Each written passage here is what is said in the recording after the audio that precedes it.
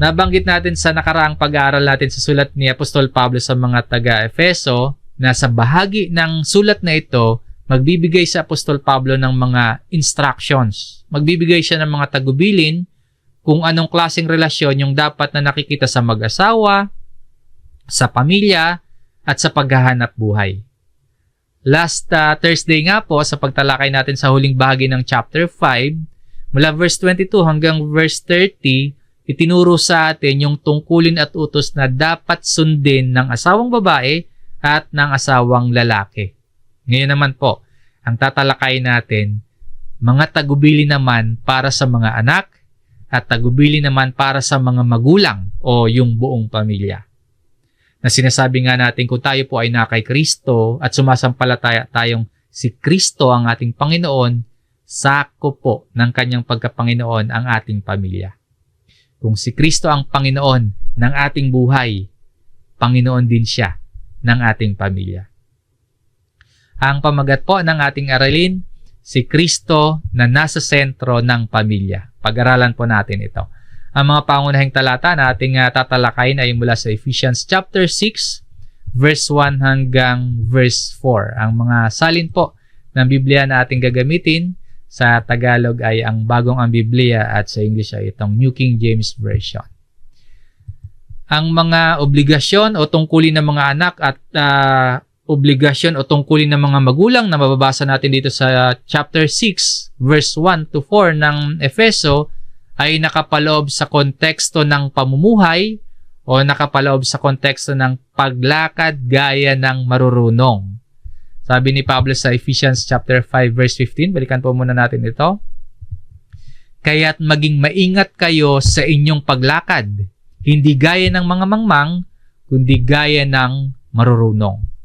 Kaya sa atin pong pangunguna, sa ating pagmamalasakit, pagpapatibay, at pagpapaunlad ng ating kanya-kanyang pamilya, mamuhay po tayo gaya ng marurunong. At ang karunungan natin dapat nagmumula sa Diyos at hindi sa sanlibutang ito lamang. Ano po ba ang itsura ng Kristiyanong pamilya? Hindi dapat nakabase sa kung ano yung uso. Hindi dapat nakabase sa kung ano yung katanggap-tanggap lang sa mundong ito, kundi kung ano dapat ang kalooban ng Panginoon. Sabi pa ni Apostol Pablo sa verse 17, dito pa rin po sa Ephesians chapter 5, kaya't huwag kayong maging mga hangal, kundi unawain ninyo kung ano ang kalooban ng Panginoon.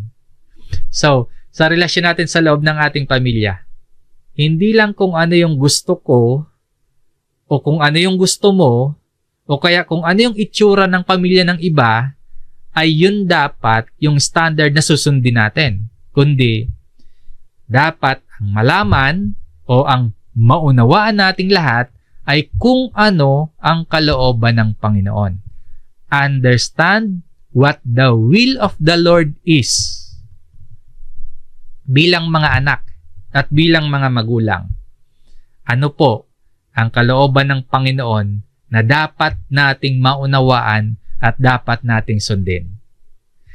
Ang unang punto sa ating aralin, ang obligasyon ng mga anak sa kanilang mga magulang.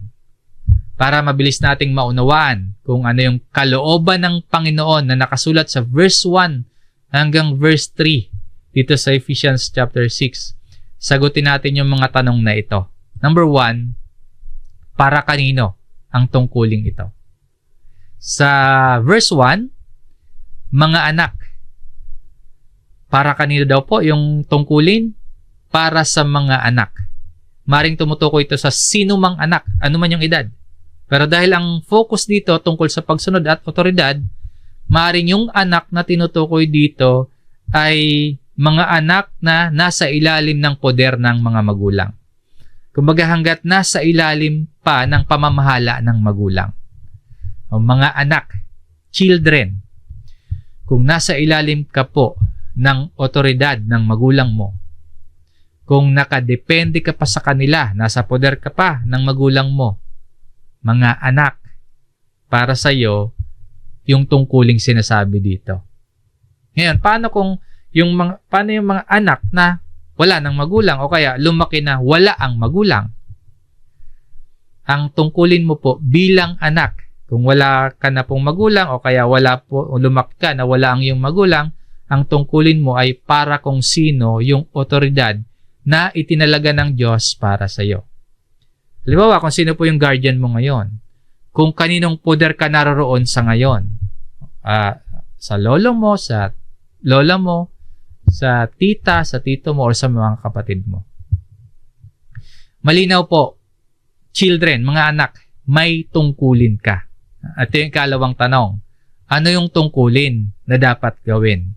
Sa pagpapatuloy sa verse 1, sundin ninyo ang inyong mga magulang sa Panginoon.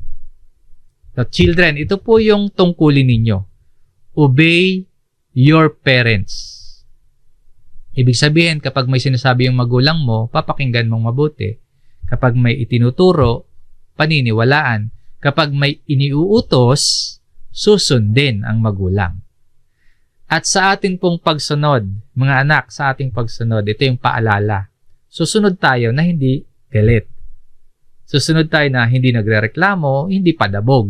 Kundi sa ating pong pagsunod, mula sa puso na pagsunod. Siyempre, pwede naman tayong mag-suggest. Pwede tayong mag-request. Or kung kinakailangan talaga, pwede tayong umapila, lalo kung tama at sapat yung dahilan natin. Pero alalahanan natin, mga anak, ang final say, ang mga magulang pa rin natin. Susunod tayo sa mga magulang natin. Ang exemption lang sa pagsunod natin, kapag ang sinasabi na, kapag ang itinuturo at ipinag-uutos na ng mga magulang natin ay taliwas na sa itinuturo at iniuutos ng salita ng Diyos. Yun yung exemption. Pero yung point, obey your parents. Ngayon, paano kung hindi Kristiyano yung magulang? Paano kung pabaya, irresponsable yung magulang? Susundin pa ba natin yung utos dito na sundin ninyo ang inyong mga magulang? Ang pagsunod po natin sa utos dito, hindi nakadepende kung Kristiyano ba sila, kung mabuting magulang ba sila, kung responsableng magulang ba sila. Kundi ang pagsunod natin sa utos dito, nakadepende sa otoridad na ibinigay ng Diyos sa mga magulang natin. Kung hindi ginagawa ng mga magulang mo yung tungkulin nila, may pananagutan sila sa Diyos. At hindi naman po iyon magiging excuse mo para hindi mo gawin yung tungkulin mo bilang anak na sumunod sa iyong mga magulang. Dahil kapag hindi mo ginawa yung tungkulin mo, may pananagutan ka rin sa Diyos. Malinaw mga anak, sundin ninyo ang inyong mga magulang. Sa ikatlong tanong, paano ito dapat gawin? Sa verse 1 pa din po, sundin ninyo ang inyong mga magulang sa Panginoon. Yung phrase na sa Panginoon, hindi po yan nakakabit sa mga magulang na para bang ang susundin lang ng mga anak ay ang mga magulang na nasa Panginoon. Ibig sabihin, ang pagsunod natin dapat nasa konteksto ng pagsunod kay Kristo.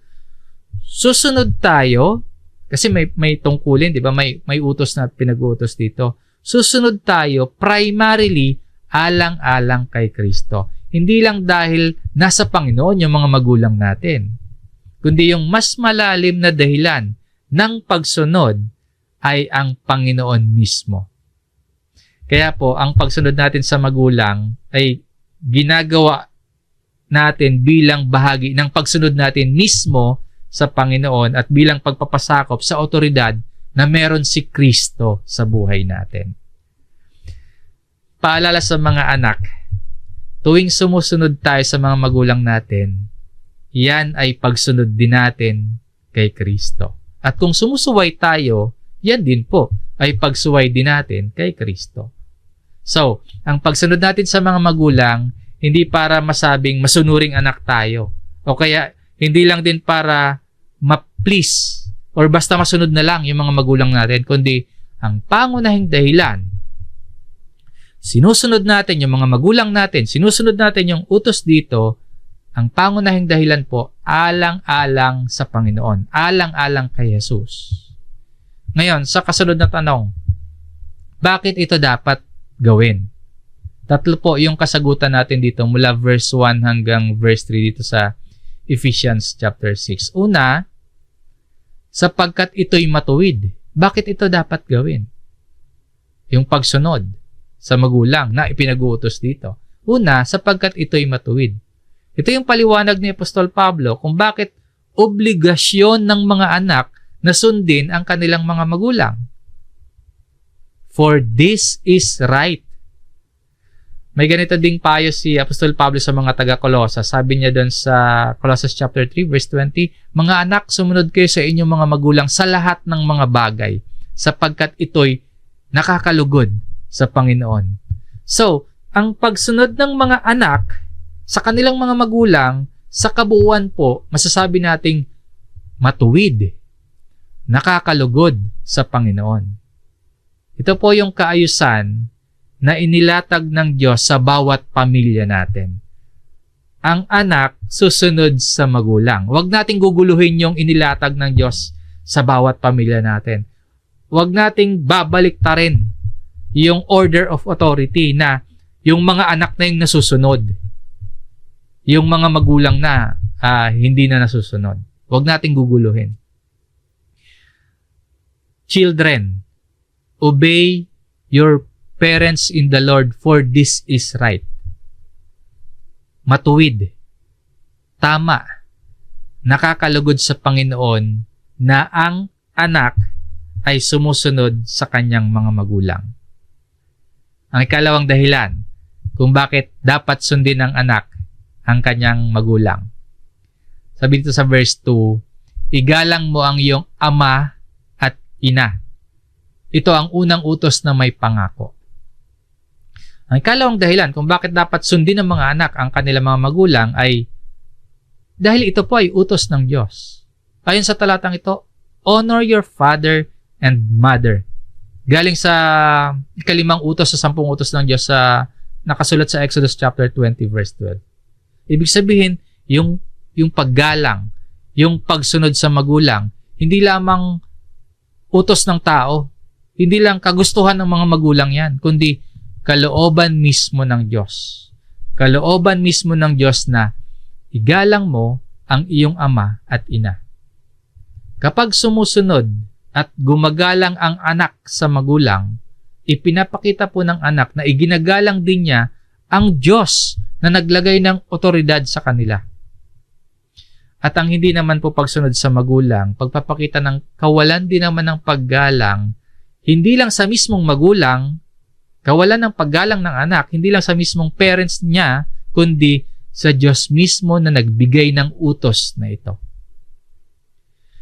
At mga anak, kasama po sa paggalang na pinag-uutos dito ay yung pagbibigay ng respeto sa mga magulang. Pagbibigay ng pagmamahal, ng katapatan sa magulang. Yung pagsunod sa mabubuting katuruan at disiplina nila. At yung bahagi ng paggalang na sinasabi dito ay yung pagiging mapagpasensya mo sa kanilang mga pagkukulang. At itong pagsunod sa utos na honor your father and mother, hindi lang ito para sa mga bata, kundi para ito sa sino mang anak. Kahit may sarili ng pamilya, kahit may mga anak na din, magpapatuloy pa din sa pagsunod na igalang mo ang iyong ama at ina. Ang ibig ko pong sabihin, yung ganitong paggalang sa magulang, hindi dapat mawala sa kahit na sino mang mga anak. Kahit wala na nga sa poder ng mga magulang, at kahit na meron ng kanya-kanyang pamilya, hindi pa rin sana mawala itong pagsunod sa utos dito na igalang ang ama at ina. Ang ikatlong dahilan, bakit dapat gawin ay dahil may kasamang pangako ang utos na ito. Sinabi ni Pablo na ito yung unang utos na may malinaw na pangako, yung igalang mo yung ama at ang iyong ina. Igalang mo ang iyong ama at ina. Ito ang unang utos na may pangako. Yung utos na may kaakibat na pangako. Ipinapakita po nito na ang Diyos hindi lamang nag-uutos, kundi nais din ng Diyos yung kabutihan ng mga sumusunod sa kanyang utos. Bakit kaya sinabi dito ni Pablo na igalang mo ang iyong ama at ina? Ito yung unang utos na may pangako. Bakit kaya ganyan niya inilahad? Maaaring ang dahilan po, ito yung utos na unang nakasulat na may malinaw na tiyak. Malinaw na tiyak pa na ipinangako ang Diyos kung susundin natin ang utos na ito. Ano po yung magiging resulta ng pagsunod sa utos na honor your father and mother? Ganito yung isinulat ni Pablo sa verse 3 kung paano or ano yung pagkakasulat din sa Exodus chapter 20 verse 12. Sabi po dito, upang maging mabuti ang iyong kalagayan at ikaw ay mabuhay ng matagal sa ibabaw ng lupa. Ang pagsunod natin sa utos ng Diyos na igalang ang mga magulang, syempre may epekto din yan sa eternal na kalagayan natin. Pero dito, ang pangako may kinalaman sa buhay natin sa mundong ito. Sabi po dito, on the earth o sa ibabaw ng lupa. Ang pangako dito, pangunahing may kinalaman sa buhay natin dito sa earth. Buhay natin sa mundong ito. So, mga anak o children, magiging mabuti ang kalagayan mo ayon sa talatang ito at haba ang buhay ninyo kung igagalang at susundin ninyo ang inyong mga magulang. Bakit po? Kasi sa pangkalahatan naman, wala talagang magulang, sa generally speaking na, walang magulang na gustong mapahamak yung kanilang mga anak. Yes, merong mga magulang na masama. Merong mga magulang na pabaya. At meron ding mga anak na sinusunod yung magulang pero hindi pa rin nagiging mabuti yung kalagayan at hindi rin mahaba yung buhay. Again, sa pangkalahatan po, ang pangako dito, hindi mangyayari in all cases. Pero, in most cases, mapapabuti yung buhay natin kung sumusunod at gumagalang tayo sa ating mga magulang. So, ang general rule po, ang paggalang at pagsunod sa magulang, maghahatid yan sa atin sa pagkakaroon ng disiplina, pagkakaroon ng pagpapahalaga, ng pag-iingat at pagpapaunlad sa sarili na magdudulot o kaya magdadala sa atin sa mabuting kalagayan at mahabang buhay. Samantalang yung pagsuway, yung kawalan ng paggalang sa magulang, magdudulot po yan ng kakulangan sa disiplina sa sarili, maaari pa yang humantong sa kawalang katatagan sa sarili, maaari din niya magdulot sa mas maikling buhay at hindi mabuting kalagayan. Meaning po, kapag hindi tayo sumusunod at hindi tayo gumagalang sa mga magulang natin, sa pangkalahatan, maaari talagang mapahamak tayo. So, children, ang utos at paalala sa mga anak, ang pagsunod sa magulang, makakabuti para sa atin. Ang hindi pagsunod sa magulang, makakasama naman. Maring ikapahamak natin. So, mga anak, ano ang sinasabi ng salita ng Diyos sa iyo sa bahagi ng sulat na ito ni Apostol Pablo? Matuto po tayong magtiwala sa karunungan at sa kabutihan ng salita ng Diyos. Kung ano po ang malinaw na sinasabi, yun po yung paniwalaan natin, yun po yung sundin natin. Mga anak, sundin ninyo ang inyong mga magulang sa Panginoon sapagkat ito'y matuwid. Igalang mo ang iyong ama at ina upang maging mabuti ang iyong kalagayan at ikaw ay mabuhay ng matagal sa ibabaw ng lupa. Ang kasunod na punto sa ating aralin, kalawa, ang obligasyon ng mga magulang sa kanilang mga anak. Para naman ito sa mga parents, paalala ito sa mga magulang. Bagamat ang pagsunod sa mga magulang ay pangunahing obligasyon ng mga anak, nakita natin yan, meron din pong tungkulin ang mga magulang na dapat gampanan para matulungan yung kanilang mga anak na bagampanan nila yung kanilang obligasyon ng may katapatan at para mabilis po nating maunawaan kung ano po yung kalooban ng Panginoon na nakasulat naman dito sa Ephesians chapter 6 verse 4. Sagutin din po natin yung mga tanong na ito. Number 1, para kanino yung tungkuling ito? Sa verse 4 po. At mga ama. Yung direktang kinakausap dito ni Apostol Pablo ay ang mga tatay, fathers. Pero syempre kasama yung mga nanay sa tungkuling ito. Ngayon, bakit ama lang yung nabanggit dito ni Pablo? Pagpapakita ito marahil na yung pangunahing responsibilidad ay iniatang ng Diyos sa balikat ng mga lalaki para sa kanilang pamilya. Napag-aralan natin last time, di ba, yung instruction sa asawang lalaki bilang head o kaya bilang ulo ng kanyang asawang babae. Kaya nga po dapat magpapasakop yung babae sa kanyang asawang lalaki. So, mga ama, kapag nababasa natin ang talatang ito at nakakarinig tayo ng mga ganitong mensahe, nawa po makapag-encourage ito sa atin na maging mabuting asawa tayo at maging mabuting ama tayo sa ating pamilya. So, mga tatay, ang pagiging ama ng ating amang Diyos, siya nawang maging refleksyon. Yung pagiging ama ng ating amang Diyos, yung masalamin sa obligasyong dapat nating gampanan para sa mga anak natin. Dito sa verse 4, sinabi ni Pablo kung ano yung mga hindi dapat gawin, kung ano yung mga dapat gawin, at kung paano yon gagawin. Kalawang tanong, ano ang hindi dapat gawin? Sabi dito, huwag ninyong ibunsod sa galit ang inyong mga anak. Mga tatay, fathers, do not provoke your children to wrath. Huwag daw gumawa ng anumang bagay na kakagalit ng mga anak. At syempre, hindi ito ganap na palagi ang mangyayari. Kailangan din nating maunawaan na ang ibig sabihin ng yung hindi ganap na palagi ang mangyayari. Hindi ito absolute. Ang pinag-uusapan dito na huwag ibunsod sa galit ang mga anak o huwag gumawa ng mga bagay na ikagagalit ng mga anak ay yung mga bagay na unnecessary. Yung bang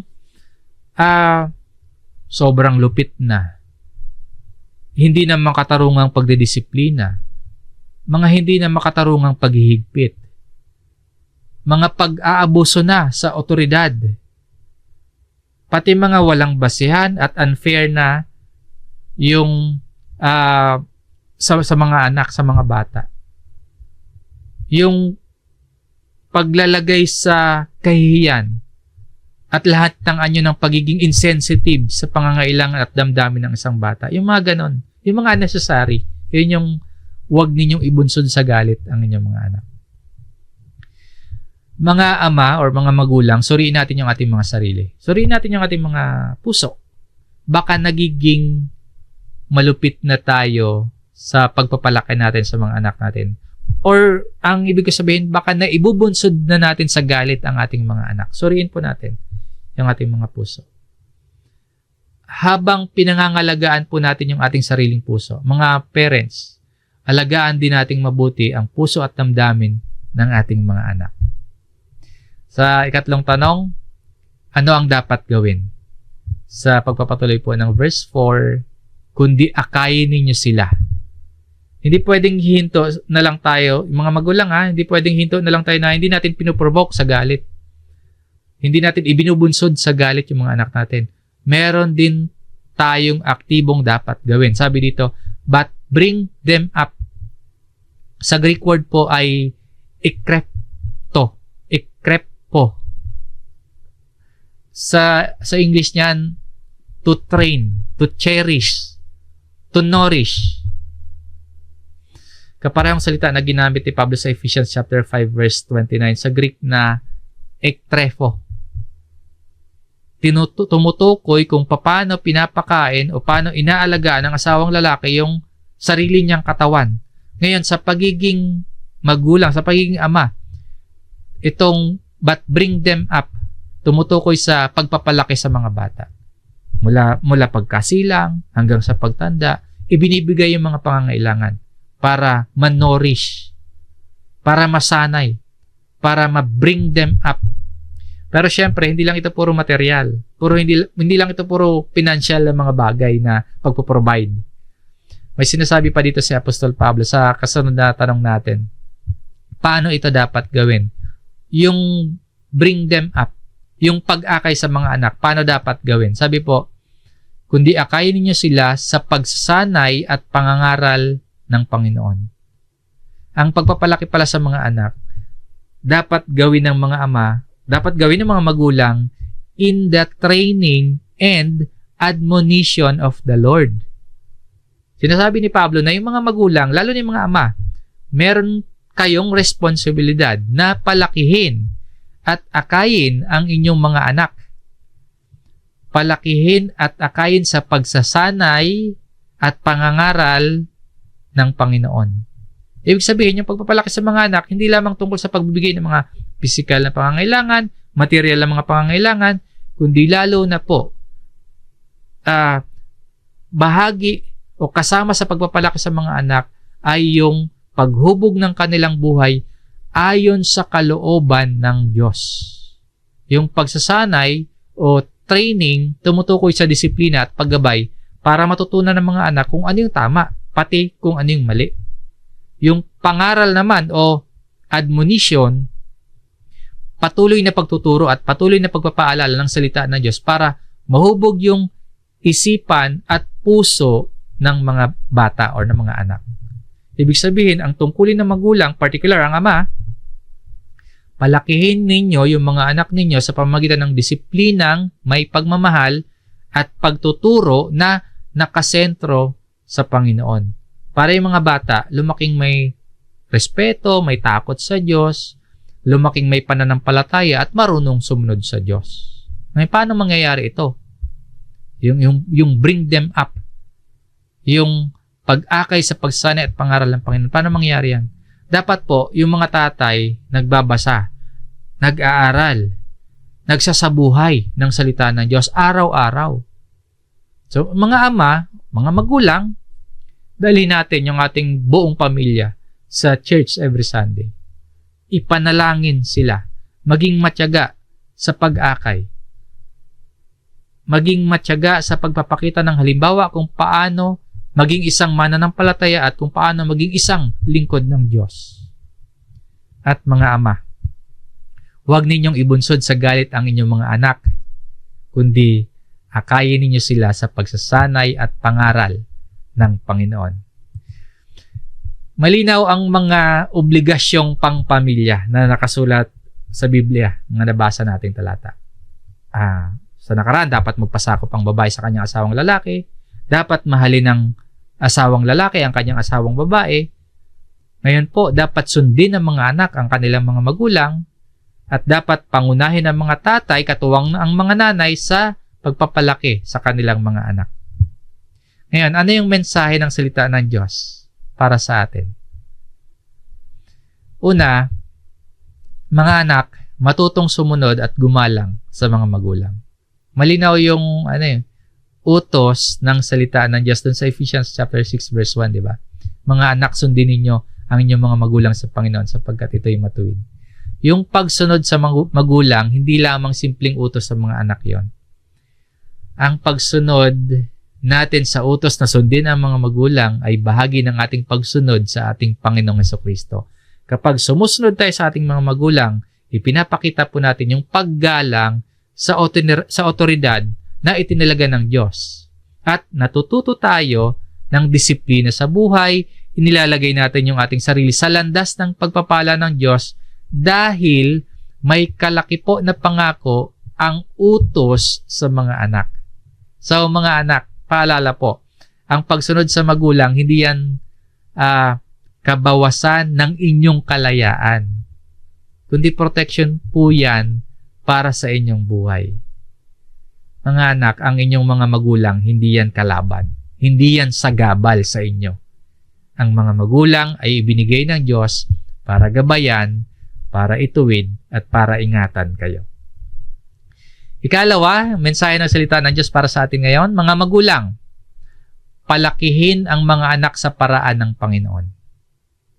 Mga magulang, lalo na po yung mga ama, malinaw din po yung paalala ng salita ng Diyos. Ephesians chapter 6 verse 4, mga ama, huwag ninyong ibunsod sa galit ang inyong mga anak, kundi akayin ninyo sila sa pagsasanay at pangaral ng Panginoon.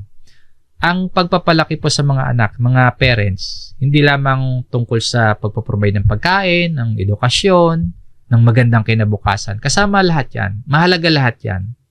Pero mas mahalaga yung spiritual na kalagayan ng mga anak. Responsibilidad po ng mga magulang na turuan ang mga anak tungkol sa Diyos. Responsibilidad ng mga magulang na akayin sila sa pananampalataya sa Diyos at ipakita sa mga anak ang halimbawa ng buhay kung paano mamuhay bilang tagasunod ni Kristo. Ito rin ang paalala ng Diyos at ng kanyang salita na mababasa natin sa Old Testament sa Deuteronomy chapter 6, verse 6 at verse 7. Basahin po natin. Ang mga salitang ito na aking iniuutos sa iyo sa araw na ito ay ilalagay mo sa iyong puso at iyong ituturo ng buong sikap sa iyong mga anak at iyong sasabihin sa kanila kapag ikaw ay nakaupo sa iyong bahay, kapag ikaw ay lumalakad sa daan, at kapag ikaw ay nahihiga, at kapag ikaw ay bumabangon. So mga magulang, ang pinakamahalagang pamana na may bibigay natin sa ating mga anak ay hindi lamang po mga ari-arian, hindi lamang po mga tagumpay sa mundong ito at ginhawa sa mundong ito. Hindi lamang po yung mga yan, kundi isang buhay na nakakakilala at sumusunod sa Diyos ay isang pinakamahalagang pamana na may bibigay ng magulang sa kanyang mga anak. Ikatlong aral at mensahe para sa buong pamilya. Ilagay si Kristo sa sentro ng pamilya. Kung ating mapapansin, yung mga utos na ating pinag-aralan para sa mga anak at utos para sa mga magulang nakaugat sa isang malaking katotohanan. Ang Panginoong Hesus ang dapat na sentro ng pamilya. Kapag si Kristo po ang sentro ng pamilya, ang mga anak natututong sumunod. Kapag si Kristo ang sentro ng pamilya, ang mga magulang natututong magmahal at mag-akay. At ang buong tahanan, buong pamilya, natututong mamuhay ayon sa kalooban ng Diyos. Kaya mga kapatid, ang hamon ng salita ng Diyos sa atin ngayon ay ilagay natin si Kristo sa sentro ng ating pamilya. At muli po, mga anak, sundin ninyo ang inyong mga magulang sa Panginoon.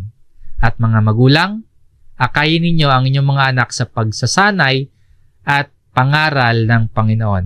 At nawa, kapag si Kristo ang sentro ng ating pamilya, ng ating tahanan, ang pamilya po ng bawat isa ay magiging pamilya kung saan nakikita ang kaayusan, ang pag-ibig, ang biyaya at kalooban ng Diyos. Ang katotohanan ng salita ng Diyos na sa atin po ay naipahayag. Ito ay hindi para marinig lamang, kundi ito ay para ating paniwalaan, ating isabuhay at ating sundin. Ang mga may pandinig ay makinig. Hanggang dito po ang ating aralin. Maraming salamat mga kapatid. Tayo po ay muling manalangin.